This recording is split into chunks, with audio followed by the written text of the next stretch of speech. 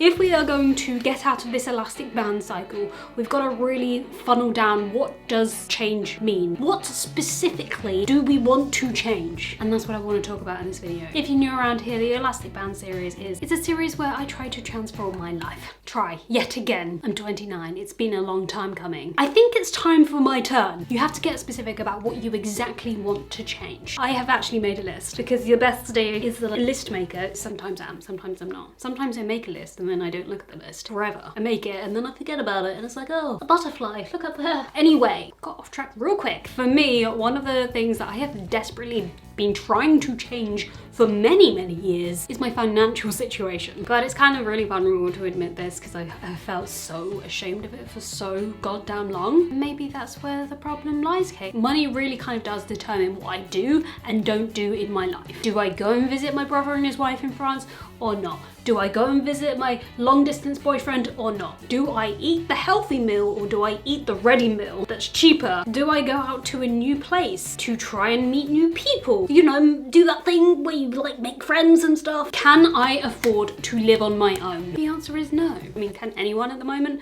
Fair, but really not me. Again, that fills me with so much shame to say. I am working on it. Am I? I should work on it. Maybe I should write that down. Work on the shame. So when I say be specific, I don't just mean, oh yeah, I want to change my financial situation. What specifically do you want to earn? Specifically. And this is gonna sound absolutely fucking delusional. And I know some people in my life are probably gonna scoff at this next sentence, but I want to be making 5-figure months.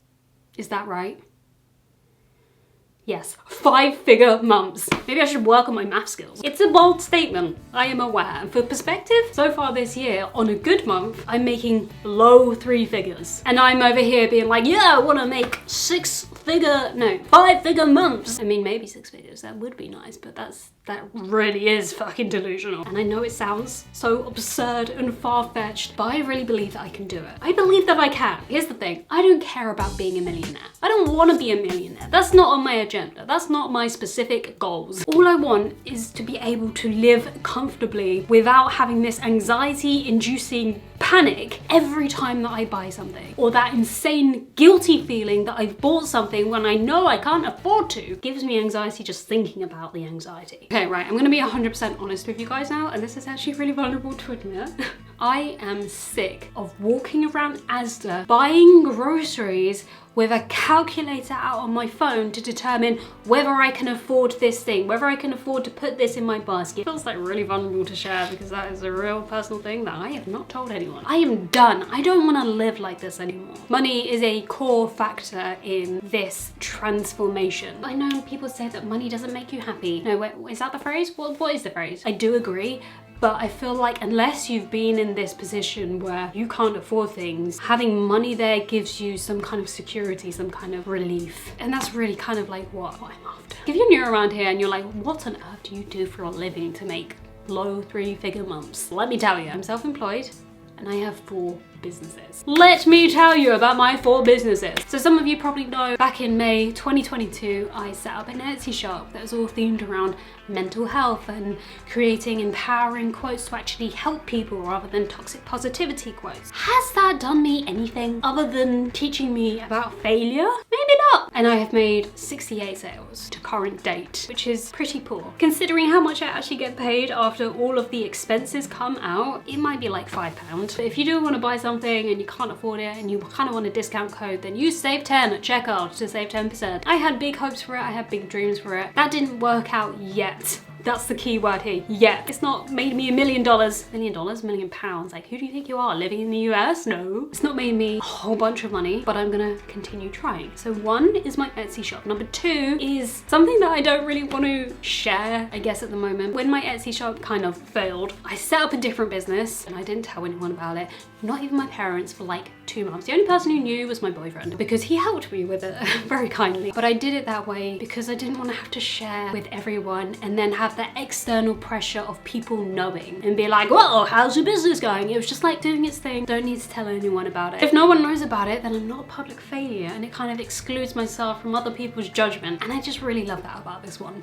So for now, I'm not gonna say what that business is. I kind of like it just doing its own thing. But if it wasn't for this business, I would would be in some serious panic debt. I would have to go back into an actual job, which I really don't want to do because I've talked about this a lot in other videos, but that's just not for me. So if it wasn't for this second business, then I would be in deep shit, to put it lightly. And hey, it's not making me big bucks. Like I say, maybe a couple of $100 a month. And that is just keeping me afloat at the moment, just about.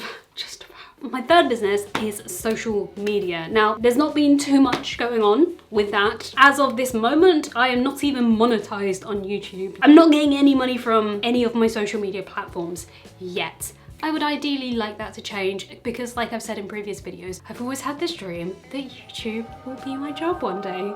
And I'm trying so hard. I feel like I'm freaking clawing through the mud on YouTube to try and get somewhere, and it's been 6 years and we've not gotten far. Let me tell you that. YouTube will be part of my job one day. It will happen. I potentially have a collaboration on Instagram. My Instagram is taking off, but I have a shit ton of imposter syndrome with my Instagram account at the moment because I went from like 1,000 followers and then I suddenly went woof, and now I'm at like 22K. That didn't happen like overnight, by the way. That's taken like a year or whatever to get there, but I still feel like so much imposter syndrome. I don't deserve this many followers on here. Like in comparison to YouTube, where I put my heart, my soul, and my energy, and I love doing it. And then I kind of put some effort into Instagram and it's just gone like that. And I'm like, God damn, am I like meant to like put less effort in on YouTube? Like, how does this work? How does this make any sense? I don't know. Still figuring it out. Just know that I've got a shit ton of imposter syndrome on Instagram. But in the past before, I have had a couple of little brand deals on my Instagram account. That is something that I want to change. That's something that I want to be intentional with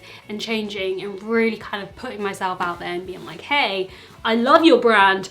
Let me promote it on my YouTube channel or on my Instagram. That is business number 3. Business number 4.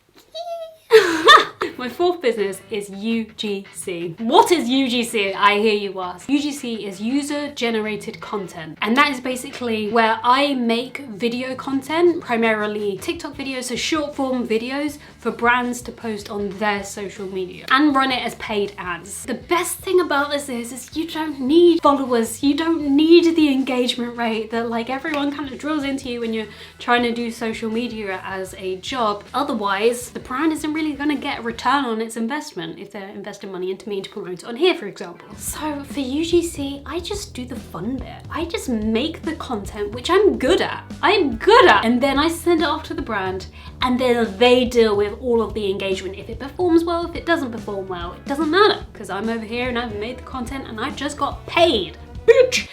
In theory. I actually heard about this in June 2022. We're in September 2023. As soon as I heard what UGC was all about, I was like, that's what I want to do. That's what I want to do. Because do you remember back in the I quit my 9-to-5 job video and I was telling you about I had to make short form content for them as part of the interview process. And I had this fire light up inside of me. I was like, I enjoyed doing that so much. Fast forward to June 2022 and I heard about what UGC is and I was like, oh, this is perfect. So I was really excited about that. But at the time, I was starting to think about business number 2. So I couldn't really do it at that point because I needed to get something started so I could generate some kind of income for myself. Trickling throughout this year, I've been kind of starting my UGC process. Amidst working on my Etsy shop, working on business number 2, and on my social media on YouTube and stuff, I've been kind of trickling in UGC bits like building up a portfolio and making example videos and then reaching out to brands, and then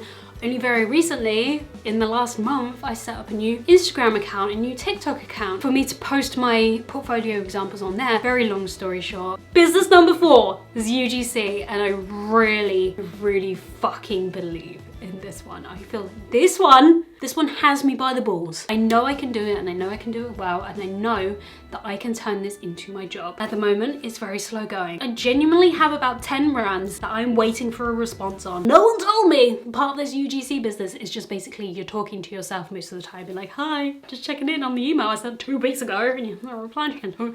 Anyway, this whole new business, I'm so excited about it. And if this doesn't work,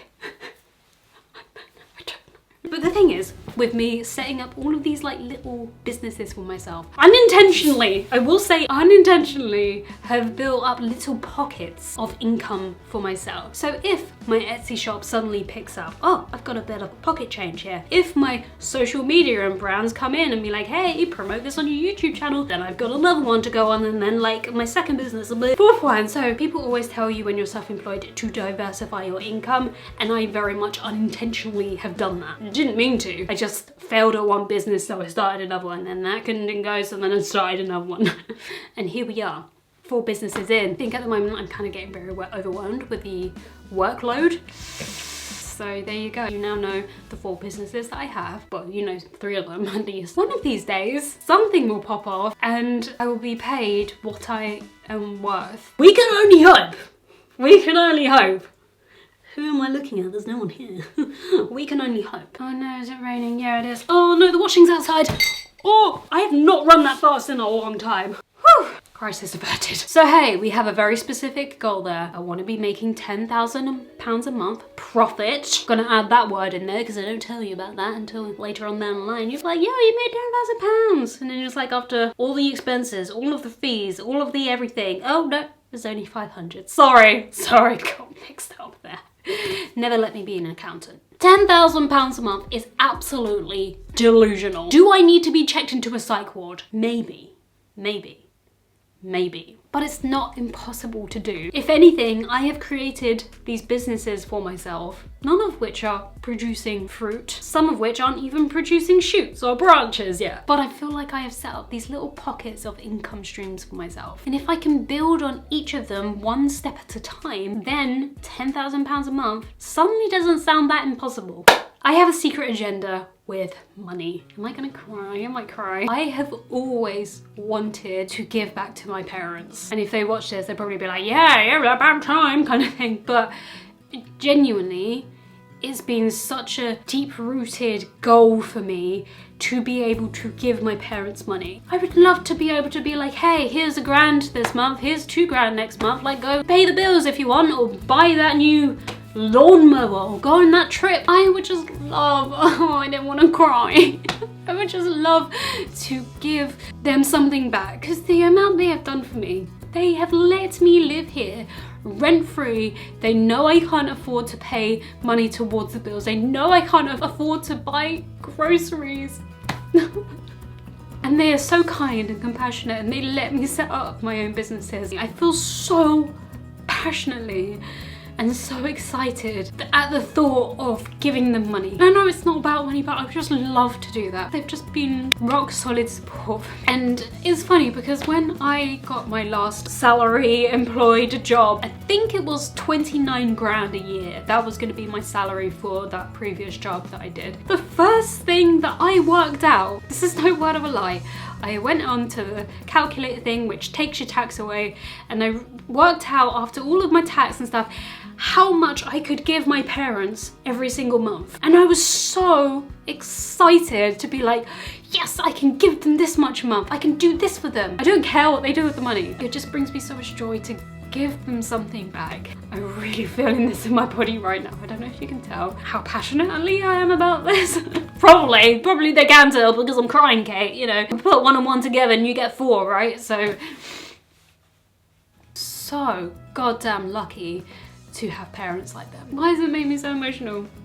Probably because they're decent, loving, kind parents. But yeah, I really feel that in my heart. I would love to be able to do that. And then, hey, become a millionaire and, you know, here, have 10 grand a month. They'd be like, what, is that it?